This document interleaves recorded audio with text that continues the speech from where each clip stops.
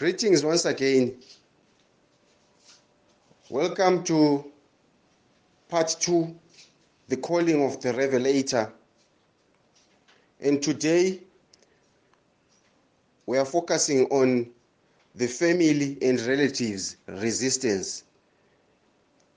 Yesterday, on part 1, the calling of the Revelator, I was taking you through the channels that the Revelator went through in church politics,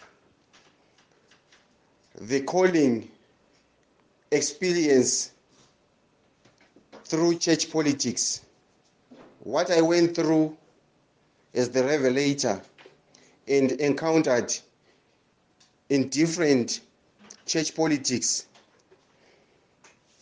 I remember very well yesterday when I told you that I was mentored by Prophet Makandiwa. I was also mentored by Pastor Jacob Tembo.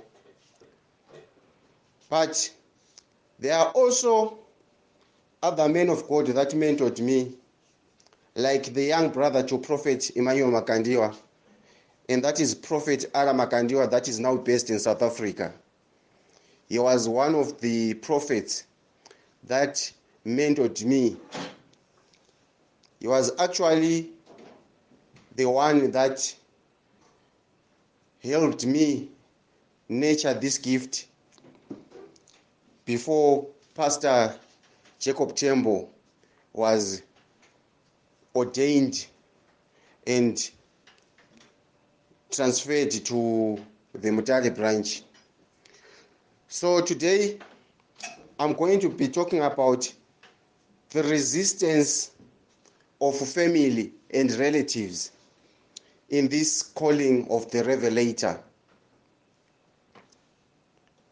I want you to understand that if ever you have a gift or any vision that you want to do in life, the first people that you look forward that they support your vision. If you have an idea, if you have a passion, if you have a wish, whatever it is that is inside your mind, if you look forward for that thing to come to materialization, and you pray day and night to God so that He unveils that desire, that motivation inside your mind, practically you will also have people around you that you look forward that if you share with them or if they realize what you desire, they also give you some source of motivation. Although the relevant motivation that can push you forward comes from only God, but there are people, the most closest people that you look forward around you to motivate you. They are your parents, your brothers, your sisters, your cousin brothers, your cousin sisters, your aunt, your friends, all those people around you. It's an expectation that is in everyone. Besides any gift of whatsoever, might it be a spiritual gift, might be a practical gift, anything that you desire to do. But in the calling of the Revelator, it was a different walk. It was a different journey. It was not an easy walk in the park. And I want you to understand that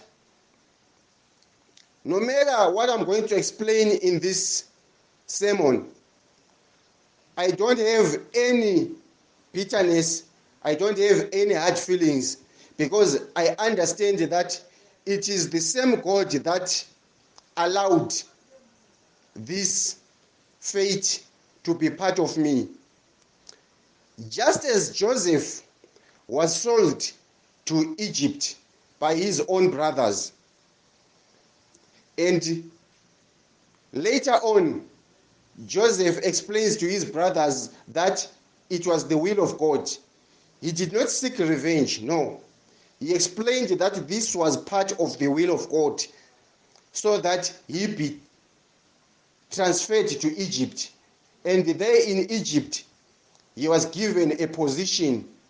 Remember, Joseph was the interpreter. He was given a position after interpreting dreams and even interpreting the economy of Egypt. As the Revelator, I went through a very hard patch in my calling when it comes to family, friends, and even relatives. I went through a time that was not very easy. It was very easy for me to reveal to friends. It was very easy for me to reveal to strangers. And when I'm saying revealing to friends, I'm not talking about all types of friends. The most closest friends that I grew up with never accepted that I'm the Revelator because they knew me as Samuel. They rather preferred, and they still prefer to relate with me as Samuel than the Revelator. And when I'm talking about relatives and family, when I was still young, I'll take you back when I was still young. This is second-hand information that I received from my own mother. When I was still very young, while in my mother's arms, way before my mom even went to UFIC, back then, when she was going to another church, she was told while he's holding me that this child that you are carrying is going to be more than a prophet. The prophet that prophesied this issue did not say I was going to be a prophet. He said he is going to be more than a prophet. And when I'm saying this prophet said I'm going to be more than a prophet, in short I said achaita mukuru wevaprofita. He did not say achaita mprofita mukuru. He is going to be in a league of his own that is above prophets. And a league of his own that is above prophets is not being a prophet. He was prophesying about another title that is not usual. Because if you go almost everywhere, wherever you want, of course you'll find those that call themselves the Revelator, yet they are not revealing anything. I'm not fighting against those ones. They do call themselves the Revelators, but they don't reveal anything. But the norm, those that have piled up everywhere, and they are almost everywhere in the nation, they are prophets. Never have I gone anywhere and I encountered a revelator. I only meet prophets and pastors. So this prophet that told my mom whilst she was holding me in my arms, he was referring to the title of the Revelator. And my mom, having been told that he was carrying not just a child but a certain gift, as a parent, he raised his child as Samuel up until the level where the gift of the Revelator is manifested itself out of me. For the scripture says, I knew you before you were born. And that was God referring to Jeremiah. The gift was already there. but what was carnal and what was given birth to inside the womb of the mother was Jeremiah.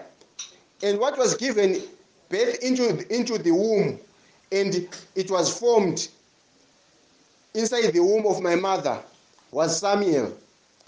The Revelator was a spiritual, mysterious gift that was hidden, that was seen by this prophet when I was still young. And my mother,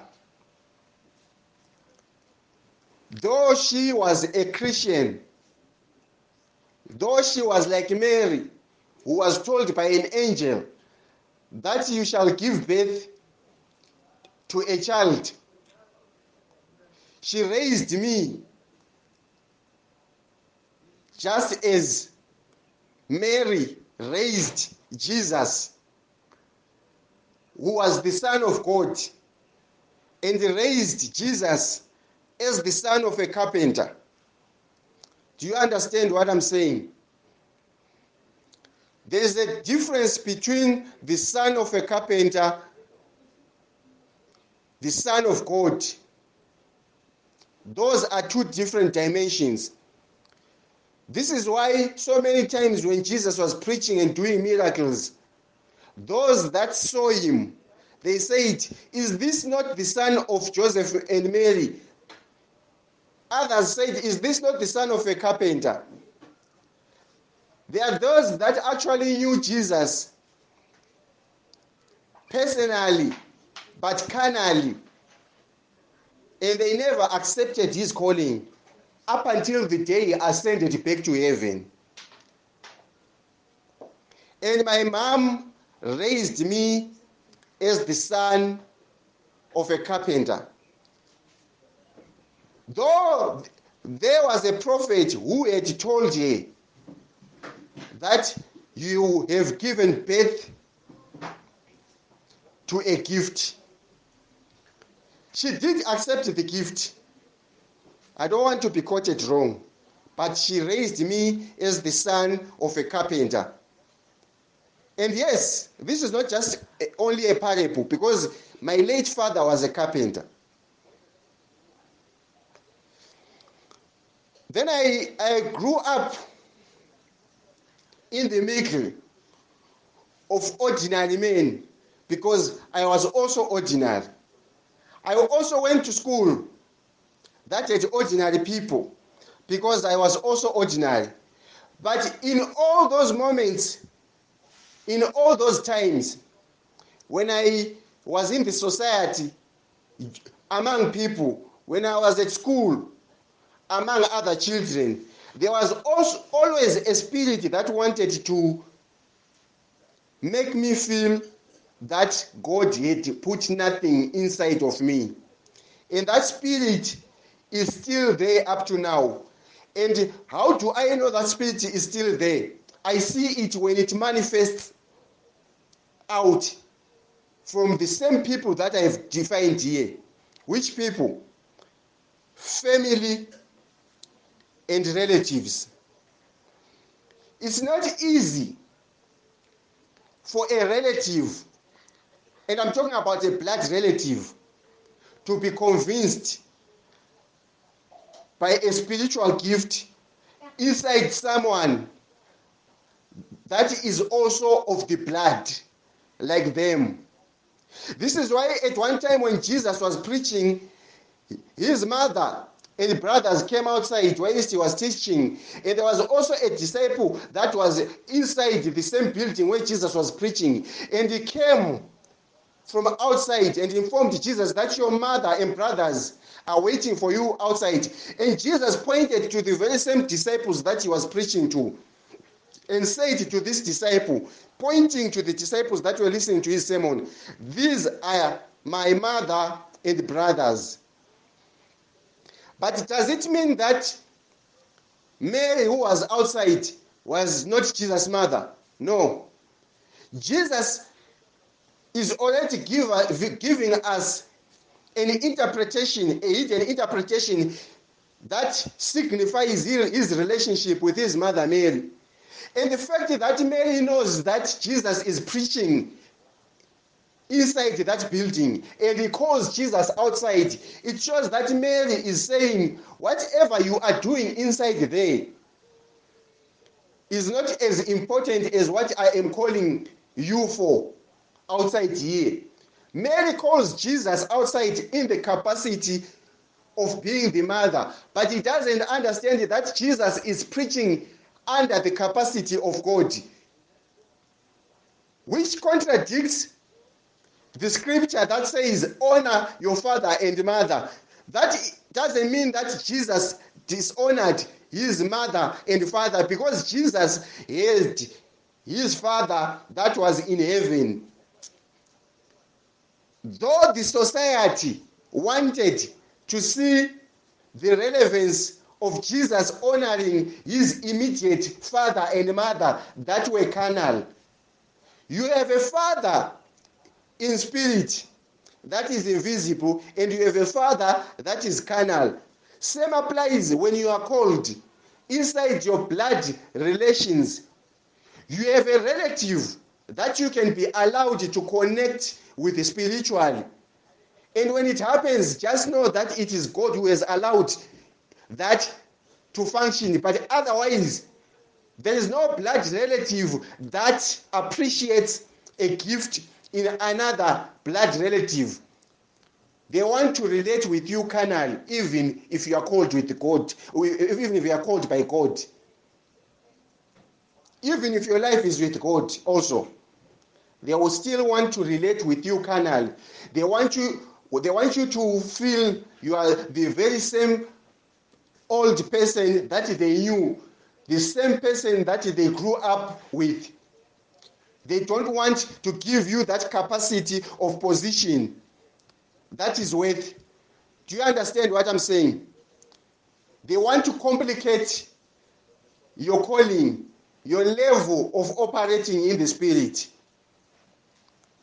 So what I'm trying to say is, it's not easy for you to convince your parents, your family, your relatives. Even if you do miracles, this is why Jesus could not convince the people where he had grew up about his calling. He couldn't, because they were family and friends. So people, I want you to understand that the calling of being the revelator has many rough patches. And if you also have a spiritual gift that you have, you need to understand that family and relatives are part of the persecutions, are part of the trials and tribulations of a spiritual calling.